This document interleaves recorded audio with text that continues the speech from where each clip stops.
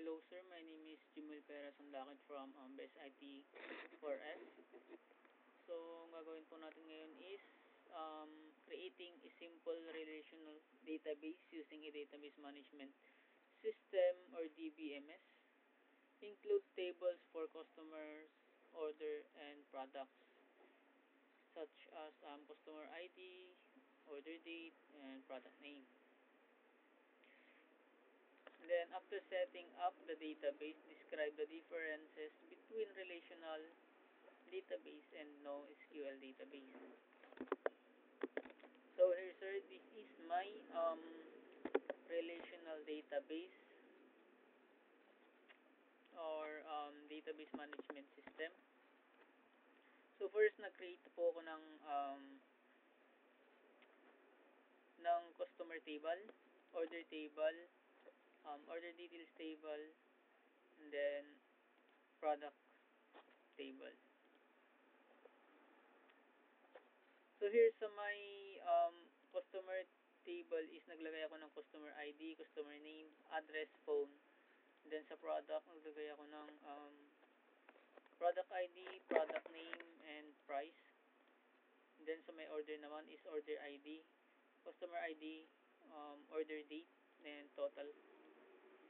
And then sa order details naman is naglagay ako ng order details ID, order ID, product ID, quantity, and unit price. So, dito sir, ito po yung relationship nila. Yung customer is sa may order siya, pumunta siya sa may order. And then yung order naman is pupunta siya sa may order details.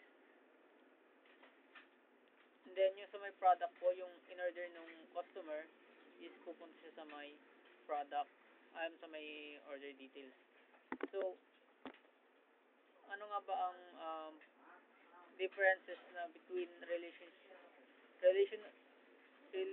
database and NoSQL? So, sa may relational database is pwede tayo maglagay ng mga datas and then nasa-save natin siya rito sa may database. And then sa may sa may NoSQL database is yung code na doon na rin natin mismo nilalagay yung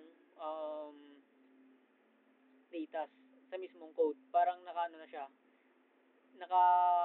na siya na yung data na yon is naka-auto na nandun. Pero hindi natin siya makikita sa may database. Nasa may code lang po siya. Then, yun lang po sa may activity. And then, next is assessment. Creating a PowerPoint presentation explaining the assessment. And then, link your record. Okay. So, this is my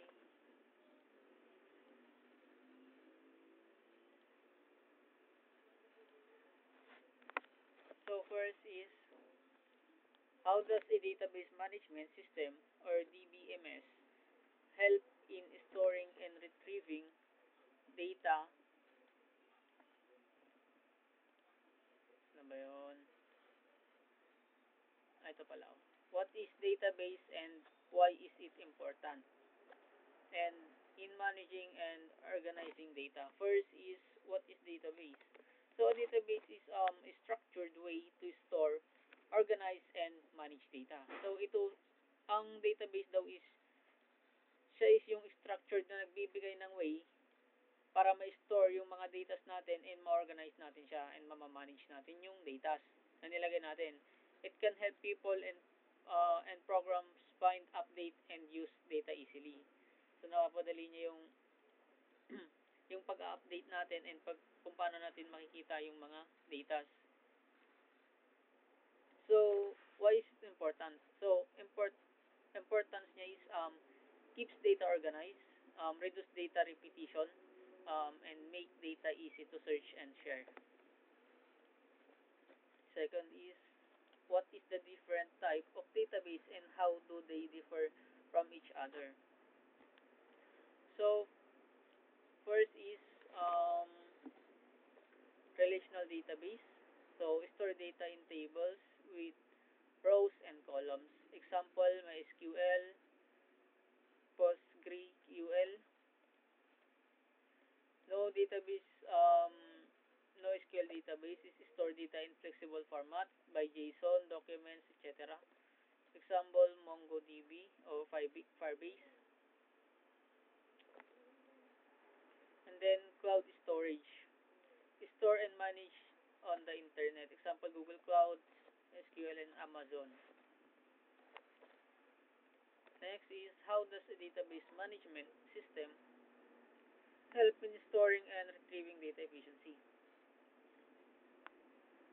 A database management system or DBMS is software that helps user to store database safely and retrieve data quickly and update or delete data easily. Example, MySQL, Oracle, Microsoft Access, or SQLite. Next, how does a database management system help in storing and retrieving data efficiency? Hindi, dito na yung kanina. Dito. What are the key components of database system and what roles do they play? Key components of database system. Hardware. Computer and storage devices. Software, DBMS program used to manage data. Data is an information stored in the database. And then user people who use the system, admins, developers, users. Producers is to rules for managing and using the database. Last is how are relational database different from NoSQL database and where are they commonly used? So relational database is use tables, row and columns. So use SQL for queries and best for structured data like banks, schools.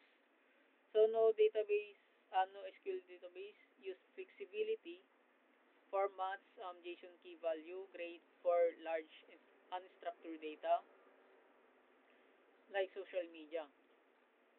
Example, RDBMS, MySQL, and NoSQL is MongoDB.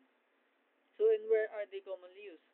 So, ginagamit natin ang mga databases for um, store data. Also, for opening some projects na need natin ng mga data for logins, for registrations, ganun. Yun lang po and thank you.